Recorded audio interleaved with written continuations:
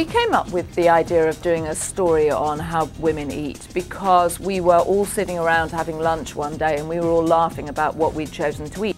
And we realized that a lot of women eat for other women or they eat for other people. Food is very much the focal point of the holiday season, and yet we find ourselves changing how we eat depending on who's sitting opposite us. When we're with our moms, we eat differently than we do when we're with our friends or with our bosses. Where I used to work, I worked in like a health department, so everybody always ate healthy food, and I kind of wondered, like, could you be that person that was always eating, like, you know, bacon cheeseburgers? We're eating these giant New York slices, grease dripping off them, chugging Coca-Colas, and we said, I would never bring this back to the office. It sort of just blew and sort of snowballed into this bigger idea of that it sort of happens in all different parts of our lives.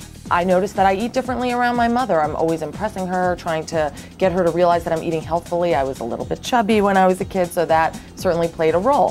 For other women in the office, the idea of eating to impress your boss arose as a pivotal career move. There is that idea that, you know, you don't want to be ordering the most unhealthy thing on the menu because it says something about how you're taking care of yourself, and that, again, you know, it's expressing something to your boss. I had a roommate that, you know, between the two of us, like, we had no problem scarfing down a bag of Doritos, but as soon as she got in front of her, you know, boyfriend at the time, she'd have like this tiniest bite of something and be like, I'm so full, and I'm like, are you kidding me? Like, I'm right here, and I watched what you did before we left the house. I do think women change your eating habits in front of others, definitely. I don't see the point of changing your eating habits. Do you want someone to view you as maybe a lighter eater and therefore skinnier? Is that the point of it? I would change my eating habits in front of people I just met. I eat what I eat, whether I'm with somebody or not, or with a friend or not. I mean, it's my, you know, routine or my habits. I won't change it for anybody. I think that maybe when women are going on dates, they tend to change their eating habits. I mean, you're not going to order a bowl of spaghetti while you're going out with a guy, so I think it's a possibility. Women, for example, don't just order a salad because that's famously hermetic and famously not fun. And men don't like girls that just pick at salads. That's their cliche of the bad date. So women don't just order salads, but they don't go over the top. You want to show that you can hang with the guys and get, you know, burger and onion rings and a beer and be cool with that and not worried about your body. But on the same side of that, you want to have a nice body and you want to be healthy and take care of yourself. I have a great friend who never eats in front of her husband, and he likes to say about her in a rather proud way, oh, my wife, she eats like a sparrow. Well, the truth is, if you get inside her car is stuffed full of chocolate wrappers, and so's a handbag. When you're by yourself, it's no holds barred, you do whatever you want, and you kind of do it in secret. I think inadvertently you end up judging people by what they choose to eat, but often when you think about it, you realize there's all this freight, all this emotional baggage going on about what people choose to eat.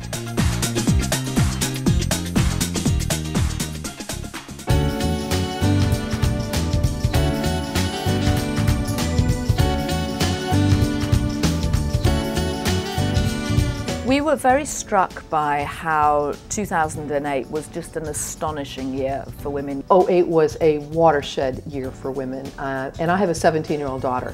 And I thought to myself, I'm thrilled that she knows that Hillary Clinton ran for president, that Sarah Palin ran for being vice president, and it was a very confident year for women. It just seemed like there was revelation after revelation, and it felt like a good thing to be looking at our progress this year. What a great year women had. I mean, we kicked ass in 2008. We really took steps that led to greater achievements for women. They say that necessity is the mother of invention. That certainly turned out to be true for Tamar Rosenthal and Donna Rubenstein, creators of Dapple baby-friendly dishwashing products. Well, there's this fabulous woman by the name of Carolyn Kepscher, and she called me one day and she told me about Yahoo's Seeds for Success, and I thought it was a wonderful idea for somebody who's just been killing herself on her idea or on a new business to sort of find this financial windfall, but also it's not just the financial windfall, it's the counseling windfall. Well, good luck. Thank you. Dapple is a line of green household cleaning products that are tailor-made for households with children. We filled out the initial application. It took a couple of weeks to hear back, and we heard from Yahoo and realized that we were in the running. And then a couple of weeks after that, we got the final word. We got the nod that we were one of the 3 finalists. Their biggest challenge was getting their product in front of the people who could make a decision to buy it and to display it.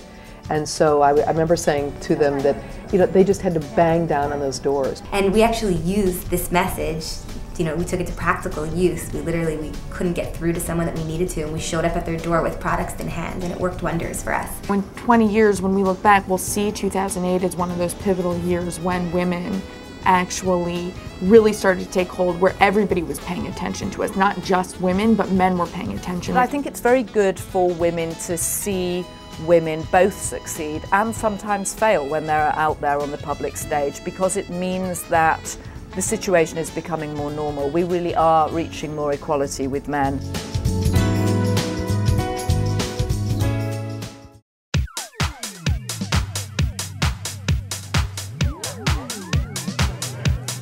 Every January, every new year, we take it as an opportunity to reinvent yourself a little bit. While we're not saying everyone should go and change themselves, I think that it is a good time to sort of tweak those little things to improve yourself, so just you only a little bit better.